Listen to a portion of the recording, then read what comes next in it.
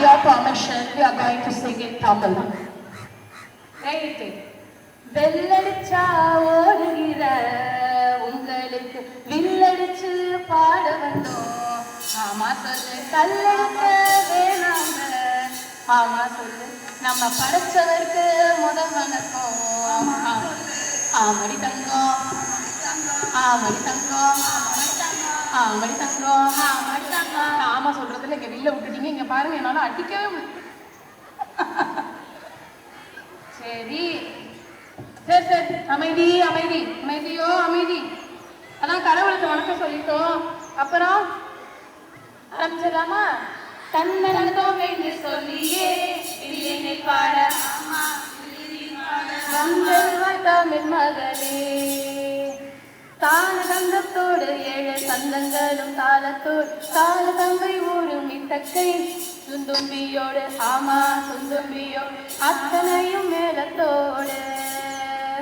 சபையில கூடியிருக்கிற அனைவருக்கும் வணக்கம். வணக்கம். என்னம்மா இன்னைக்கு எதை பத்தி பாட போறோம்? நம்மளா? அதோ பாரு பாரு, காருக்குள்ள யாரு? நேரு என்ன சொன்னாரு? நல்லா படிக்க சொன்னாரு. இப்படி படிக்க சொன்னாரு, நல்லா படிக்க சொன்னாரு. எங்கம்மா நேரு? அப்பப்ப இப்படி நான் சிங்க்ல வந்துட வேண்டியது. இதுக்குதான் ஒழுங்கா பிராக்டிஸ் பண்ணணும்னு சொல்றது. அப்புறம் சரி, அதெல்லாம் பாடுறதுக்கு நேரு சொன்னதெல்லாம் சொல்றதுக்கு நம்மள லண்டன்ல கூப்பிட்டாக, பாரிஸ்ல கூப்பிட்டாக, ஜப்பான்ல கூப்பிட்டாக. அதை இல்ல பிடிஎஸ் எல்லாம் மிலிட்டரிக்கு போயிட்டாங்கன்னு சொல்லி சவுத் கொரியால கூட கூப்பிட்டாங்க. ஆனா அதெல்லாம் விட்டுட்டு நம்ம ஏன் இங்க பாட வந்திருக்கோம்? இந்த சர்வே பற்றி பேசுறதுல ஏன் பாட வந்திருக்கோம் தெரியுமா? நம்ம பிள்ளைங்க எல்லாம் ரொம்ப தங்கமான பிள்ளைங்க இல்ல, அவங்களுக்காக தான் இங்க பாட வந்திருக்கோம். அப்படியெல்லாம் நான் பொய் சொல்ல மாட்டேன். இந்த ஜென்ரேஷன் சி கிட்ஸுக்கெல்லாம் வில்லு பாட்டுனா முதல் என்னன்னு தெரியல.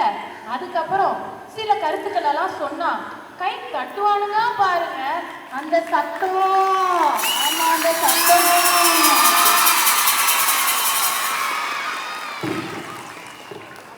பிள்ளைகளுக்கெல்லாம் ஒரு வணக்கத்தை வச்சிருவோமா? வச்சிருவோம். அப்பப்ப இந்த வில்ல வேற விடுறாங்க. அம்மா பிளாரன்ஸ் அம்மா புடிங்கம்மா. சாரி. வணக்கம் வணக்கம் வணக்கம், நம்ம வாழும் பூமிக்கு வணக்கம்.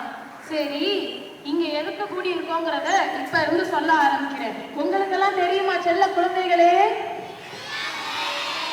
தெரியுமா குழந்தைங்களுக்கு? உங்களுக்கு நாங்களும் குழந்தையா மாறிப்போம். சரி சரி. எப்சி பாமேஸ் உங்க டைலாக் முதல்ல தூங்குறதுல ஆரம்பிப்போமா? ஆரம்பிப்போம். தூங்குறதுல தான், தூங்கி எந்திரிக்கிறதுல இருந்து முதல்ல ஆரம்பிப்போம். அந்த காலத்துல எப்படி எந்திரிச்சாங்க தெரியுமா? அதிகாலை சேவலை எழுப்பி அதை கூவென்று சொல்லுகிறேன், கடிகாரத்தை சீக்கிரம் திருப்பி அதன் மேகத்தை சிந்துகிறேன். இப்படி அதிகாலையிலே எந்திரிச்சு பாஸ்டா வேலை பார்த்தாங்களாம். ஆனா இப்ப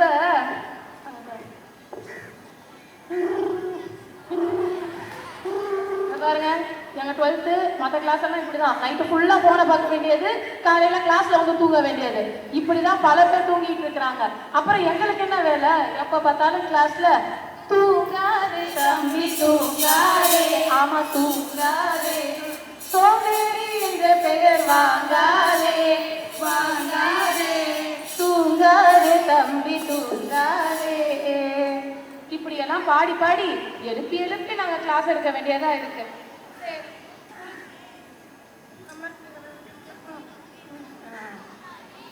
சரி, தூங்கி எந்திரிச்சாச்சு. அப்புறம் என்ன பண்ணணும்? படுத்து தூங்கணுமா? எவ்வளோ? அப்புறம் சாமியை வேண்டணும்ல. அப்புறம் என்ன பண்ணணும்? சாமியை முத வேண்டணும். இந்த ஜெனரேஷன் கிட்ஸுக்கு அதுவே முத தெரிய மாட்டேங்குது. அந்த காலத்துல எல்லாம் முத எந்திரிச்சுட்டு குளிப்பாங்க. நம்ம ஜெனரேஷன்ல குளிக்கிறதே முத கிடையாது.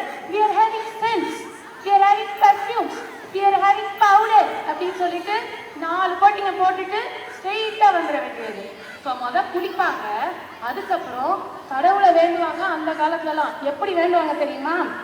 அம்மாவும் நீயே அப்பாவும் நீயே அன்புடனே ஆதரிக்கும் தெய்வமும் நீயே அம்மாவும் நீயே.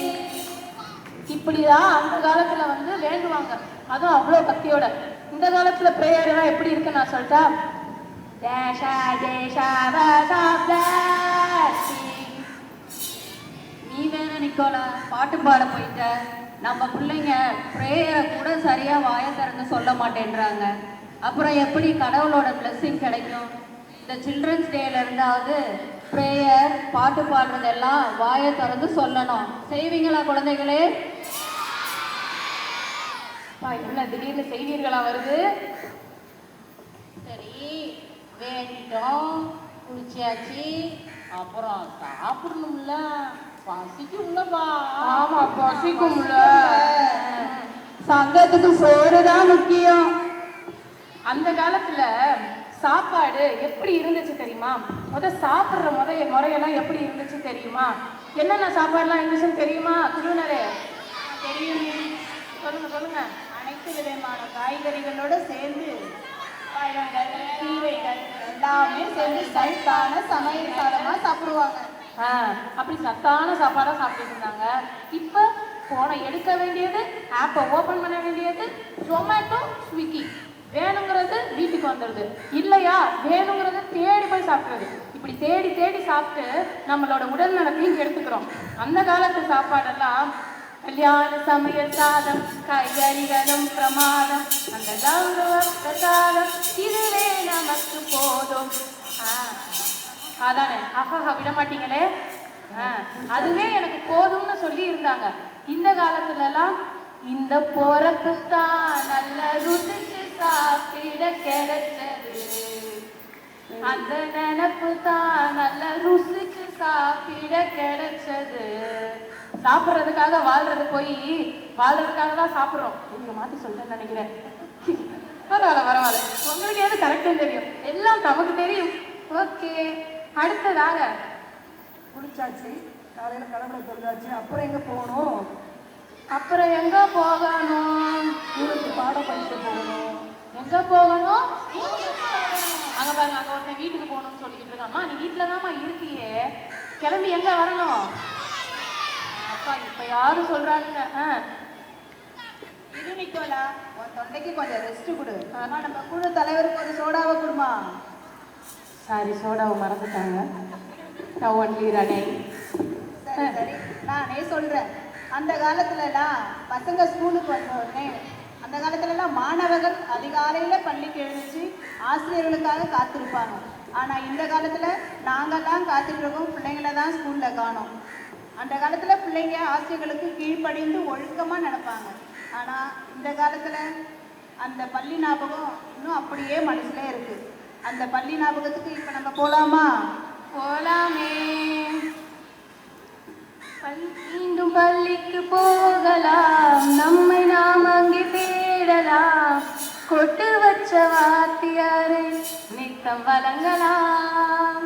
மீண்டும் பள்ளிக்கு போகலாம், நம்மை நாம் அங்கே தேடலாம். அப்படியெல்லாம் ஸ்கூலுக்கு போயிட்டு இருந்தாங்க. கொட்டு வச்ச வாத்தியாரை யாருமே மறக்கிறது இல்லை.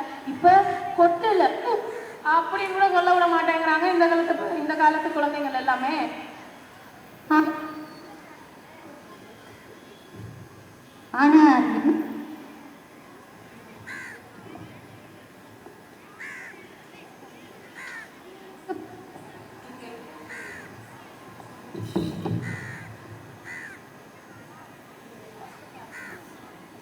ஆனா இந்த காலத்துல ஸ்கூலுக்கு போகத்தான் பிடிக்கல, எக்ஸாம் எழுதவும் பிடிக்கல, எந்த பாடமும் படிக்கல, நான் முட்டி போட போறேன்.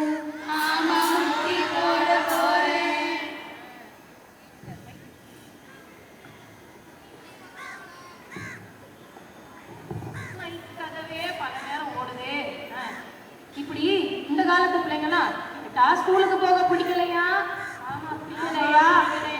ஆமா சொல்ற கும்பல் ஒழுங்கா சொல்ல மாட்டேங்கிறீங்க. வில்லு பாட்டுக்கு அழகே அதுதானே.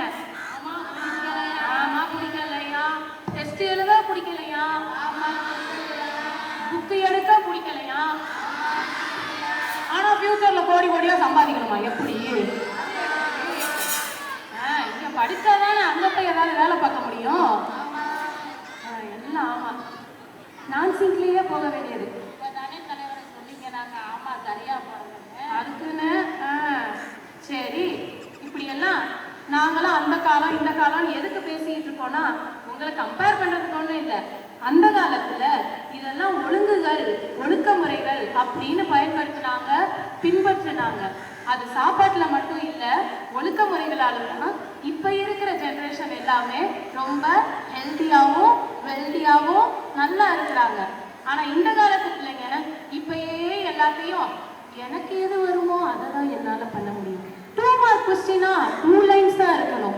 5 மார்க் கொஸ்டினா 5 லைன்ஸ் தான் இருக்கணும். 1 மார்க் கொஸ்டினா ஒரு லெட்டர் தான் இருக்கணும். இப்பதான் ஃபார்முக்கு வந்திருக்காங்க, முடிக்க போறோம் நம்ம.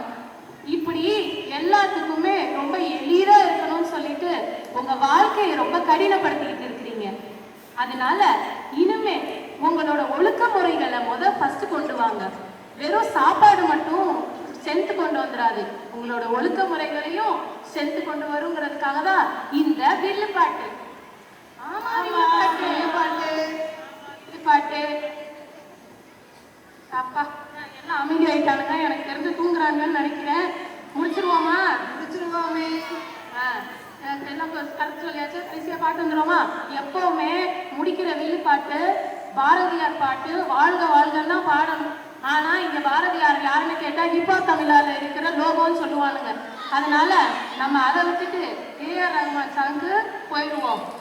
என் தமிழ் வாழ்க வாழ்க, வீர தேசம் வாழ்க, நற்றமிழ் வாழ்க வாழ்க, நல்லோர் தேசம் வாழ்க. என் தமிழ் வாழ்க வாழ்க, வீர தேசம் வாழ்க, நற்றமிழ் வாழ்க வாழ்க, நல்லோர் தேசம் வாழ்க வாழ்க. குழுவினர் எல்லாருமே ஒரு நன்றி சொல்லிருங்க.